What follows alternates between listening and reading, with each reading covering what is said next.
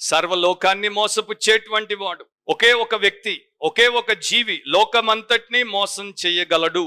చాలా మంది మోసగాళ్ళు వచ్చారు, కానీ మోసగాళ్ళందరూ కూడా వారి ప్రాంతంలో వారికి ఉన్నటువంటి కొంతమందిని కొంత సమయం వరకు మోసం చేసిపోయారు. కానీ ఒకడే ఒకడు తన యొక్క అంటే భూమి మీదకి తాను పడదోయబడినప్పటి నుండి వాడు ఆ యొక్క అగ్ని గంధకములతో మండే గుండములోనికి పడబేయబడే వరకు వాడు మోసం చేస్తూ ఉంటాడు, సర్వలోకాన్ని మోసగిస్తాడు. సో ఇతనితో మనకున్నటువంటి వ్యవహారము ఆషామాషి వ్యవహారము కానే కాదు. క్రైస్తవులందరూ కూడా దీన్ని చాలా జాగ్రత్తగా తీసుకోవాల్సినటువంటి విషయం. మనకు తెలుసు సాతాను సర్వశక్తుడు కాడు, కానీ మనకు తెలుసు సాతానుతో వ్యవహారం చాలా జాగ్రత్తగా ఉండాలి. ఎందుకంటే సర్వలోకాన్ని మోసపుచ్చేటువంటి వాడితో నీవు వ్యవహరిస్తున్నావు. వాన్ సావ్నర్ అనేటువంటి ఒక ప్రముఖ ఇవాంజలిస్ట్ అందుకే అంటాడు, ఈ 20వ శతాబ్దంలో ఆయన తన కాలాన్ని తన తరాన్ని గురించి మాట్లాడుతున్నప్పుడు అంటాడు, తన వారికి ఆయన సత్యం చెప్తున్నాడు, ఈ 20th సెంచరీలో ఒకవేళ దేవుడు అనుమతినిచ్చి సాతానుకు ఒక బాడీనిస్తే, సేటన్ ఇస్ అ స్పిరిట్, సాతాను ఒక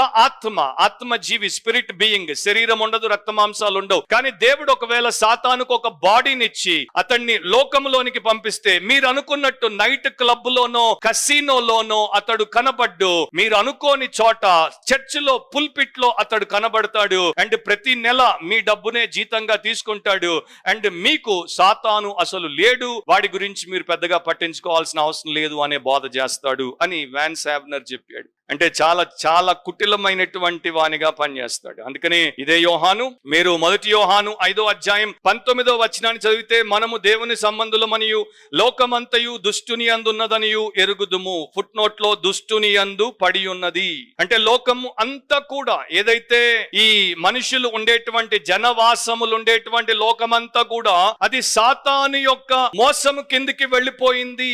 ఇంగ్లీష్ లో ఒక వర్షన్ లో the whole world lies under the sway of the wicked one అంటే సాతాను యొక్క కనికట్టు కిందికి వెళ్ళిపోయింది. వాడు దాన్ని ఎలా అంటే అలా ఆడించగలడు, పప్పెట్ షో చేసేటువంటి వానిగా ప్రపంచం మీద వాడున్నాడు. వాడి గురించి మోసాలకు సంబంధించినటువంటి కొన్ని మాటలు ఒక్కొక్క మాటలో నేను చెప్తాను. యేసుప్రభు చెప్పాడు యోహాను 8లో, వీడు అబద్ధికుడు, అబద్ధములకు జనకుడు, వీడు పెద్ద మోసగాడు అని.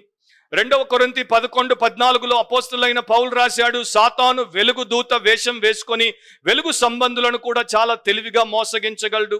2వ కొరింథీ 4:4లో బైబిల్ చెప్తోంది, ఈ యుగ సంబంధమైనటువంటి దేవత దేవుడి సత్యాన్ని మనుషులు తెలుసుకోకుండా వారి మనోనేత్రాలకు గుడ్డితనాన్ని కలిగిస్తాడు.